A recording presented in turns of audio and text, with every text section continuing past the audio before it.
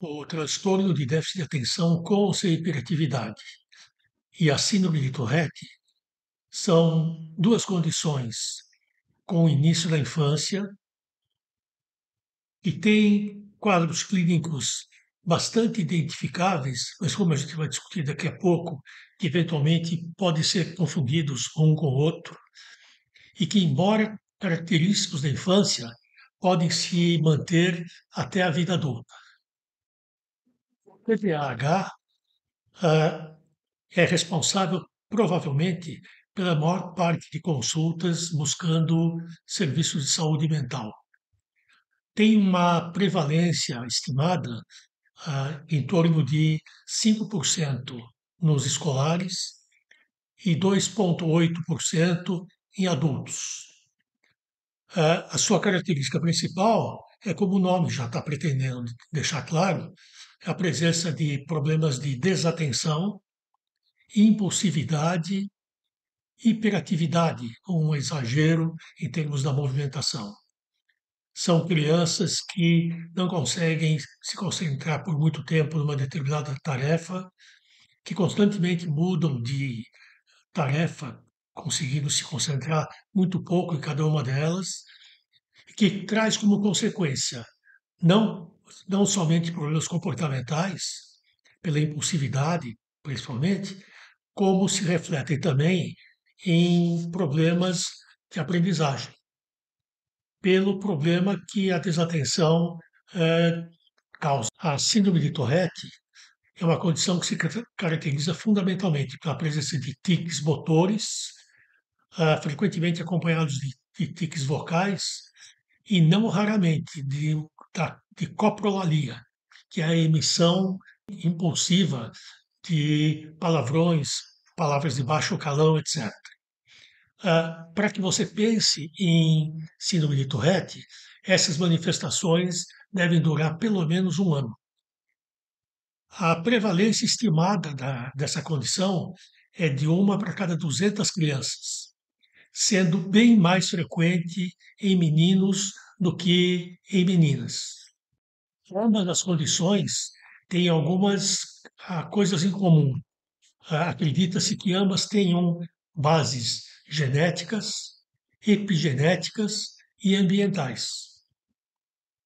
E como a gente quer chamar a atenção, elas podem ter sinais e sintomas bastante semelhantes, eventualmente.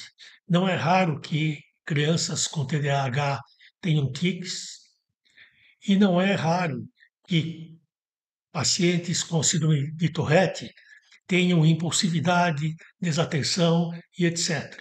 O que pode levar seguramente à confusão entre essas duas condições. Eu gostaria de chamar a atenção que existem alguns sinais e sintomas que são compartilhados pelas duas condições que a gente está discutindo. Nas duas, você encontra com muita frequência impulsividade, uma desinibição comportamental, uma dificuldade no controle dos impulsos e dos movimentos, o que pode, como eu já disse anteriormente, causar confusão entre essas duas condições.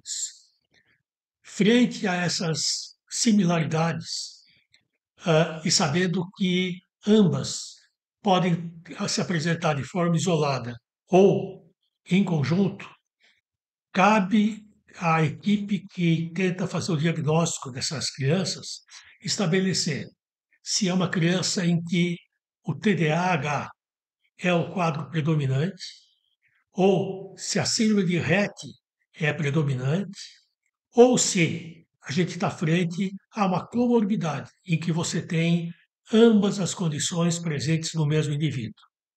Por que isso é importante?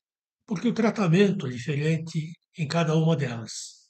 O tratamento fundamental que a gente dispõe hoje em dia para o TDAH são os de medicamentos psicoativos do tipo dos estimulantes, como o metilfenidato, por exemplo.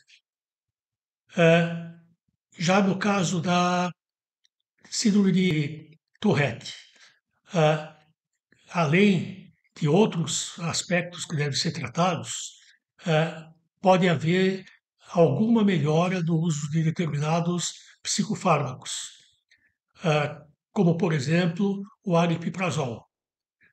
Por outro lado, quando você define qual é o quadro presente, ou, no caso da comorbidade, quando você define qual é aquele mais proeminente, você começa o tratamento, ou deveria começar o tratamento, por aquele que tem mais sinais e sintomas presentes.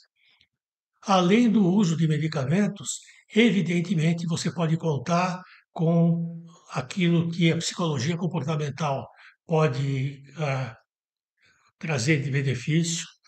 Aconselhamento familiar é importante.